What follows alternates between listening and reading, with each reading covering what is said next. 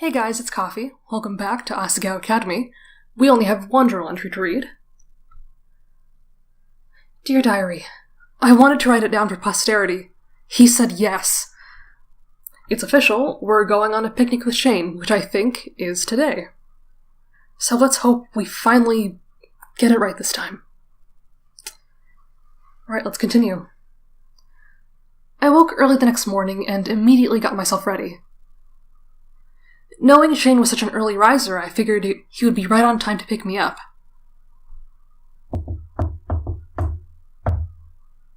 And I was right. Good morning. Good morning, Shane. Hello. Morning. You look exhausted. Did you sleep well at all? I wanted to take care of the plants before we started cooking. What? Seriously? What time did you wake up? 4. Shane! It's fine. Ready to bake? Yeah. Of course I am. I shut the door and together we headed down to the kitchens, debating what on earth we should make for the picnic. We can't only make cookies. We need something of sustenance. I'm not sure what we can really bake that would give us sustenance. A cake? Maybe some bread? We entered the kitchen, which was completely empty as expected. Shane and I put on aprons, not about to get gunk on our incredibly expensive uniforms. How about tea? Sandwiches? How British of you, but that doesn't sound too bad. I'd want to do something to make it special, though. I mean, something like baking our own bread. See? That's a good idea. Immediately, Shane folded his arms, eyeing me warily. Have you made bread before? Well, no, but that's what the cookbook is for, right? Maybe. All we need for rye bread is dry yeast, sugar, melted butter, 2 eggs, yeast, warm milk, salt, rye flour, bleached flour, vegetable oil, and caraway seeds. As I read the list off, Shane pulled together the appropriate items, all but the last ingredient, which had us both puzzled. You don't happen to know where these are, do you, Shane? I pointed at the words in the book. Shane stroked his chin. Caraway seeds? Hang on.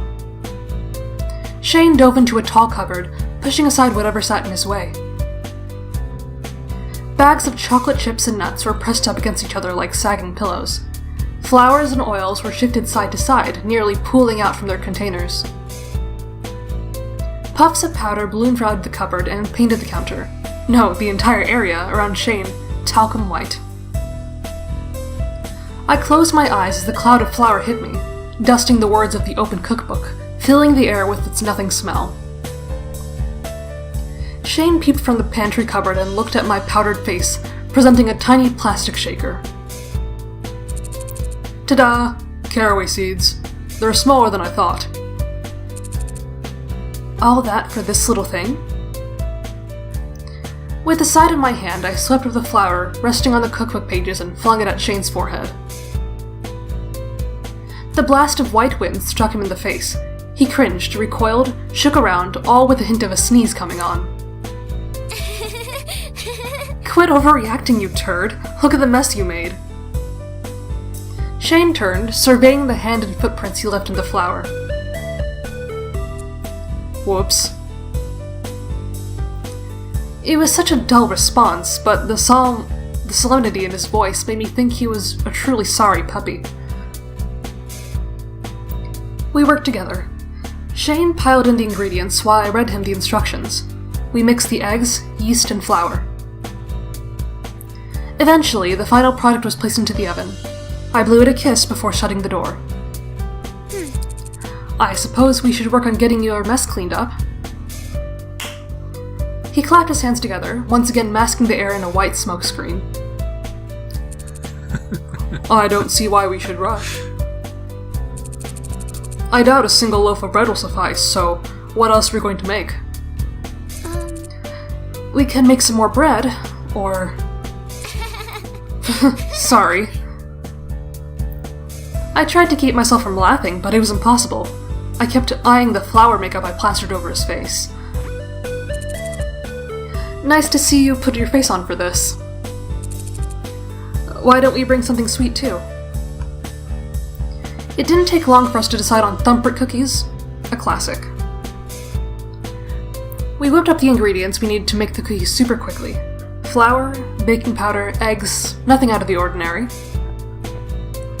A few minutes passed as we mixed the cookie batter, the smell of rye bread tickling our noses.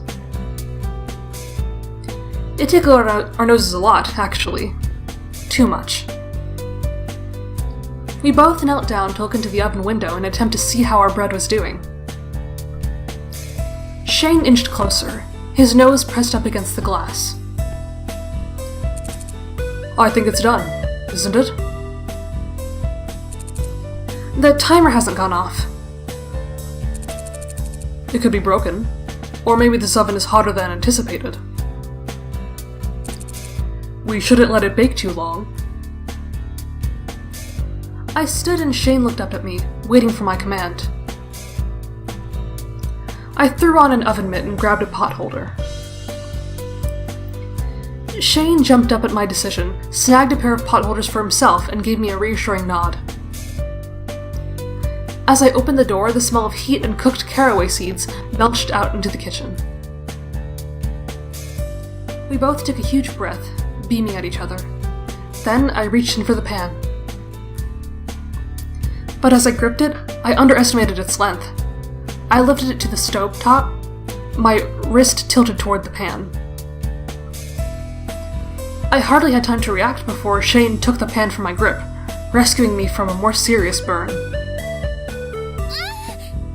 Ouch!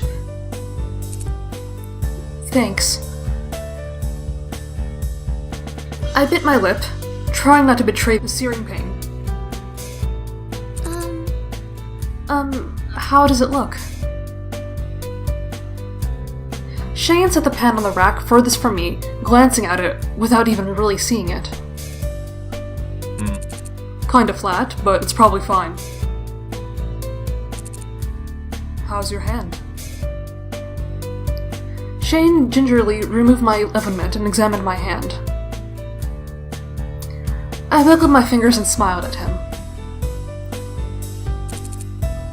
It still stings a little bit, but I'm more upset because it looks like you caught me. Red-handed? Shane closed his eyes, my grin grew even wider. Despite his best efforts, a restrained chuckle smuggled its way out of him. You know. He grabbed my hand and wagged it in the direction of the oven. I can throw this thing back in there if you really want. No! That won't be necessary, I'm sorry. I rinsed my hand under cold water as Shane examined the bread in the oven. Be honest, how does it look?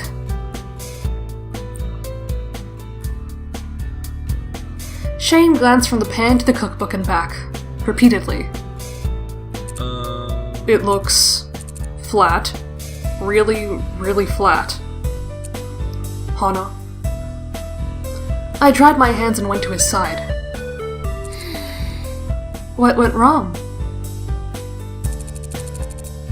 Cover and set aside in a warm draftless area. Let rise for up to 1 full hour.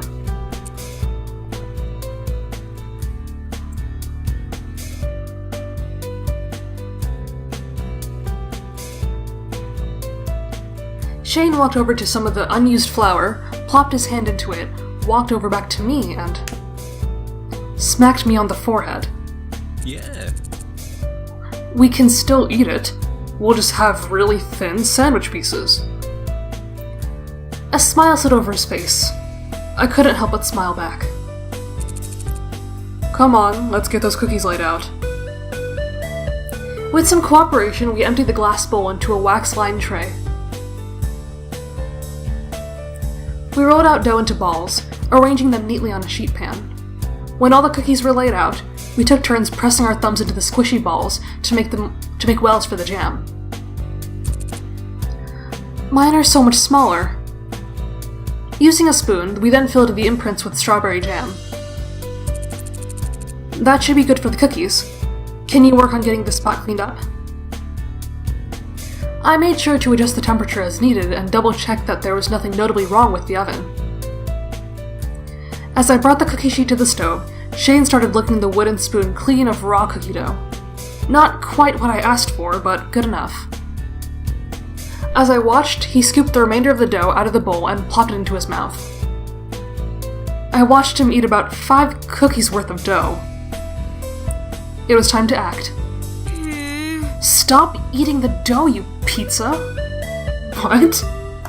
What? What did you just call me? He stuck an entire raw cookie directly from the baking sheet into his mouth. Oh, come on. It's a term we use here to address people like you. You're a pizza. A piece of shit. I bopped his cheek with a wooden spoon still covered in dough and splattered onto his face. Now let's get these things in the oven. We popped the cookie tray into the oven. As our last project baked, we finally cleaned the kitchen. We scrubbed dishes, bowls, silverware, wooden spoons, and everything in between. It stunk that we weren't able to watch the cookies form, but Shane and I were reminded of what our labor was all for every time we passed in front of the oven. By the time the last dish was clean and squared away, the alarm dinged. I rushed over, put my mitt and pot holder back on, and pulled out the cookies. They were perfect. Perfectly shaped, risen, and colored cookies filled the kitchen with a delectable scents. The smell was so good, in fact, that Shane and I couldn't stop ourselves from eating a huge chunk of them. Gooey, warm, and crisp. That means we finally did something right, I guess. To force ourselves to stop eating them, we decided to pile them together onto one large platter. There's a bunch of plasticware on the other side of the kitchen, I think. Let me go have a look. Don't worry, I'll take them over. I lifted the tray in my mitted hands. Hana. I stepped forward onto a patch of water that had splashed out of the sink. My foot slid. My eyes widened. No! Oh, I guess I spoke too soon. Oh no. The cookies flew into the air in slow motion. One rose just in front of me, rotating in the air, glittering like a garnet. So close. Oh. I closed my eyes tight, ready to succumb to my untimely death, but instead of the hard floor I hit something softer, something warmer. Shane caught me. I immediately separated from him and glanced at the floor. The cookies were spread across the room, most having landed on their jam-filled tops. They were unsalvageable. Tears pricked my eyes, but I clenched my fist and held them back. This wasn't the time. Not when we were having so much fun. A small sniffle escaped from me. Then something gently pressed against the top of my head. It was a quick pat, nothing else, but it eased my heart. It's okay. We've got some sandwiches to make. I took a deep breath and straightened out my skirt, trying to stay positive. And a tournament to get ready for. It's tomorrow. Nervous? Only a little. I figured. We still got class this morning. Let's make those sandwiches and head out. Oh, right. Let's get to it.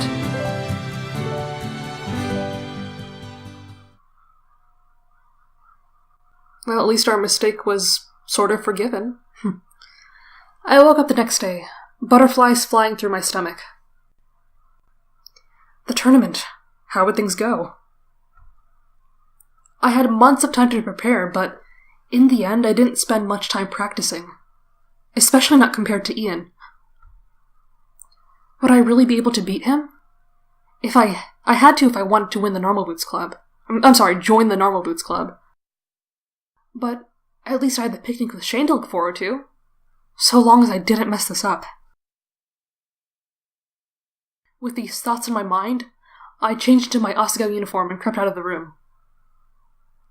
It was early on a Saturday morning, and after our late night I wanted to let my sleep. I stepped out into the fresh spring air, taking a deep breath. My event was one of the first ones to go, so I had to be there earlier than most. Plus it took a little time to get to Higanmana. I set my shoulders and started across the campus. The arcade at which the tournament was being held was much smaller than I expected. I felt like I'd find some kind of convention, but instead it was a small local arcade filled with machines. Smaller rooms split off, which was probably where the individual competitions would take place throughout the day. Ooh, I like this music. Okay. A few people milled throughout the space, generally older folk in their 20s and 30s. I glanced at the agenda in my hand and made my way to one of the back rooms. When I entered the competition room, I found 2 chairs on an elevated platform, a computer and projector sitting between them and hooked up to separate controllers. Ian sat in one of the chairs, looking bored out of his mind. Good morning. Ian! Hey. It's about time you showed up. I was starting to get worried you died. Oh, it's sweet of you to be concerned. Is it? Yeah.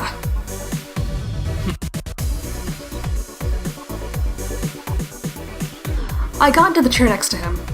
A man came over to me to check my name and club affiliation. I said I was a member of the Normal Boots Club. A small surge of pride made me sit up straight as I said it. There were chairs lined up for people to watch us compete, and to my surprise, the entire room soon filled. I searched the crowd to find the Normal Boots Club. There they were. I waved quietly to Shane, but... Shane stood from his chair and, as I watched, left the room. What happened? As I stared worriedly into the crowd, a blur of movement caught my eye. Luke was sitting in a chair on the fringe of the audience with the rest of the Hidden Block Club, waving frantically at me. When he saw me looking, he gave me a big thumbs up. Ian rolled his eyes. Really? Would it kill you to root for your own teammate? I giggled. Finally, the lights around us dimmed, and the projector started up, showing the main menu of Dumbadoom's Revenge on screen. It was time to start. Oh my god, moment of truth. As the MC began his introduction and explained the rules of the game, Ian turned to me, a smirk on his face. Sure you're ready for this? I'm not sure, actually. You bet I am. Oh god. Ready to go? The man turned to us. Ian and I nodded. Then, 3, 2, 1. Start. The game began. I immediately clicked to fill my screen with two more lines of blocks. Ian began working with what we had. I scanned the blocks for the pink hearts, eliminating them one by one, making combos where I could. I still wasn't advanced enough to plan tons of combos ahead of time, but I could make it much more likely for combos to happen through probability. The pinks were all but gone. Green leaves next. Dumbadoom started flipping at the top of the screen. Ian was comboing, which meant I had a few seconds before those blocks would fall. I set up a combo on top of the screen and started eliminating the orange blocks below it. Then it happened. A 6 combo jumped out at me on the screen. My eyes crossed as I stared at it in shock. I just had to move the top block over one space. Then, as quickly as I saw it, it vanished. The blocks looked normal again. You're dead. As Ian's blocks fell upon my humble kingdom, I slid the combo into place. 2, 3, 4 combo, 5 combo, 6 combo, 7 combo, 8 combo. Ian's attack converted into blocks and hovered above mine. I set up several more combos and waited for them to fall. 10 combo, legendary! Dumbadoom started farting out rainbows over Ian's zone, and then... blocks. So many blocks. They didn't come in a chunk, they came in a torrential downpour, all over Ian's side, sliding from left to right and back again. Ian blinked, his hands and eyes moving frantically over the screen. I wasn't sure you'd ever seen something like that before. I sure hadn't. I continued to combo while this was happening, but at this point there was no need. Ian's screen filled up. He kept trying to make the combos until the very end, but... game over. That was it. I won! Yes! I was so worried that we didn't practice enough or something. Oh, okay. I stared down, dumbfounded at the screen in front of me. Ian's mouth hung open. The room was silent. Then... Whoa! Yeah, Hana! Aw, yeah! I knew you could do it. I glanced up to see the room applauding. All of it. Even the Hidden Block Club. The announcer was gaping at the screen. I've never seen a score that high. Certain I was red as a tomato, I stood to climb off the platform. Not so fast. Ian stepped in front of me, grim as always. I braced myself for his infamous sarcasm. But to my surprise, he laughed. Hana. That was a hell of a game, Hana. That's exactly what I wanted from you.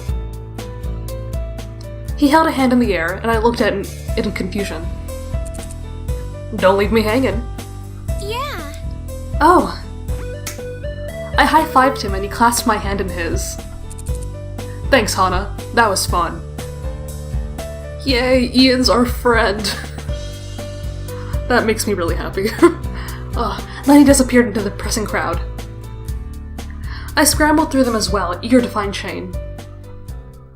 See? I did it! I won the tournament! I wanted to shout at him and rub it in his face for not believing in me, much as he tried to near the end. But as I scouted the room, I realized Shane wasn't there. He never came back. But why not? Oh, his event is up next. Of course, that's why. I had to go cheer him on. I dashed into the main arcade room, a smile I couldn't wipe off plastered onto my face. By the time I found him, Shane was already sitting down next to Jeff. A large projector screen stood at the front of the room, which was lined with dozens upon dozens of chairs. This was apparently quite a popular event. Seeing the other Normal Boots members gathered together in one of the front rows, I dashed up next to him and grabbed a seat. Hana. Hana, ready for this? I sat up straight and cheered on Shane with the rest of the Normal Boots as he chose his racer. He picked Sal, an anthropomorphic salamander with black skin and orange spots, my personal favorite. He was the lightest and made sharp turns. Jeff picked Frogbert. He was a massive frog, quite the opposite of Sal. His turns would be wide, but his acceleration speed let him go fast if he wasn't turning. He was a hard character to play, but if you knew how to play him correctly, he could be considered the best. He was fun, and Mai loved him, but Mai was terrible with any character. I had first-hand experience of this. Each person chose their own track, and then there was the final track, Rainbow Race, a dazzling, multicolored spectacle inspired by the prettiest acid trip ever taken. To my great surprise, rather than the regular MC presiding over the race, instead PBG stood in the front of the room and grabbed a microphone. Okay, each racer has chosen their best tracks, and now we're starting. Who do you think will be the winner? Probably Shane. Hey, Jeff has just as much chance as Shane does. PBG laughed. You're right. May the best man secure the win for their team. A small tadpole floating in a bubble of water wafted from the side of the screen, counting down to the start of the race. 3, 2, 1. PBG pulled out a checkered cloth and waved it wildly as the tadpole squealed, "Go." Jeff and Shane both spun out of the starting line. What the fuck, PBG? Where do you even get that? PBG shoved the flag to the floor and grinned sheepishly. I always wanted to do that. It's fine. Just don't do it again. The first race was Jeff's choice, and felt more like a drag race than anything else. It was one straight line, but there were a lot of obstacles to avoid on the track. Jeff won, unsurprisingly. Sal just bounced everywhere. Luckily, Shane pulled into a tie in the next race, where Frogbert's inability to make short, quick turns really pulled a number on him. Finally, it was time for the rainbow race. I could see the strain in Shane's face, his jaw clenched tight. You can do it, Shane! A slight smile crossed his face. Then the race was selected. PBG raised his checkered cloth again. No. 3 seconds after the word left their mouths, the race began. Shane started off in the lead for an entire lap, until Jeff hit him with a blue slime and sped ahead of him. Dirty move. Yeah, alright! You snooze, you lose. Or, you Shane, you strain. Don't do this to me, Jeff. Shane was now struggling to catch up to Jeff. I bit my lip. Shane! Kick his ass! In the last 3 seconds, Shane pulled ahead and crossed the finish line in the first place. John jumped up from his seat and hugged PBG, nearly knocking him over. Jeff shook Shane's hand, pulling each other into a bro hug. John lifted a fist into the air, bellowing through the room. Yeah! Normal Boots wins! You know, it makes me wonder, actually, if my choices also affected whether Shane won or not. But after a few minutes, the cheering died down. Shane, face still slightly pink, approached me. Thank you for the support, Hana.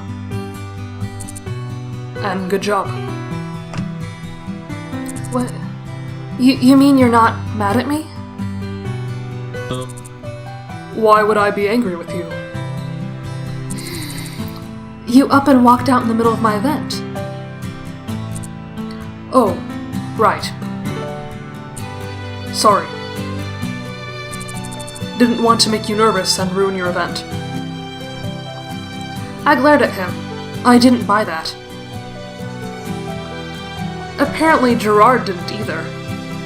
Hold the phone. What? But Shane, I thought you said it was Hana that made you nervous, not the other way around. Nice, Gerard. Shh! Oh, well, that makes much more sense. Ugh. Shane smacked his own face, then shoved Gerard away from us. I smirked at him.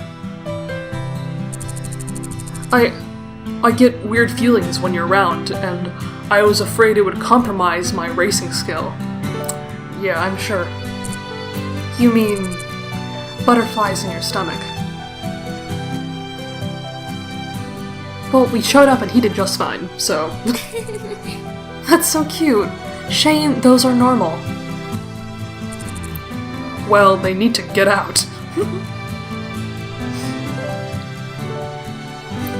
Shane and I ambled through the arcade, playing random games as time went on. He recited an almost encyclopedic knowledge of every game we encountered, so much that it made my head spin. Did you know? There are only 40 copies of this cabinet in existence. No, Shane. I did not know. Finally, it was time for the MC to announce the winner of the tournament. We all crowded around him as he preened in the spotlight, a bright grin on his face. Thank you all so much for attending our tournament this year. Did we win? Both Shane and I won our events. Not everyone won their events, though. Surely. And the winner of this year's tournament is... the Normal Boots Club. Yay! Yeah. We did it! I screamed and clapped, and we swarmed off stage. The poor MC didn't know what hit him. As we celebrated, Jared grabbed the microphone. All right. Everyone, I am pleased to announce that we have a new club member in our midst. Hana. Hana Mizuno, where are you? Shane took my hand and gently led me to the front of the stage. The crowd cheered as I tried to find somewhere to hide my face. Welcome to the club, Hana. Something warm and soft covered my shoulders. I turned to see Shane lifting my very own Normal Boots jacket over my shoulders, a blush lighting his face. Welcome to the club. Shane. Oh, she looks so cute in that jacket. Oh.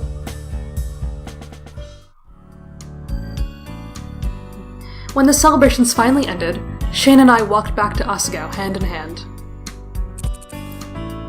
I told you I could do it. You did. I'm proud of you. Are we still on for the picnic tomorrow then? Yeah. Of course. I'll pick you up then. I think... Shane stopped mid-sentence, only blinking at me.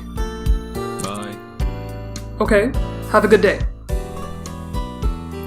He turned on his heel and stalked away. Again. I hoped he wouldn't make a habit of it. Shaking my head and drawing my jacket closer around me, I headed into Primrose's house.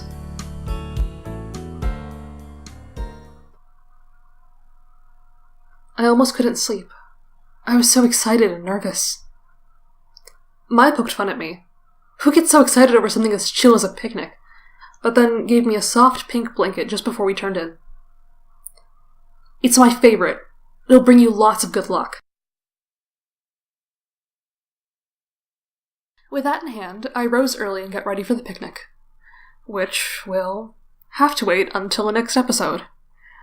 Sorry, guys. So I'm really glad that my choices somehow led to us winning the tournament.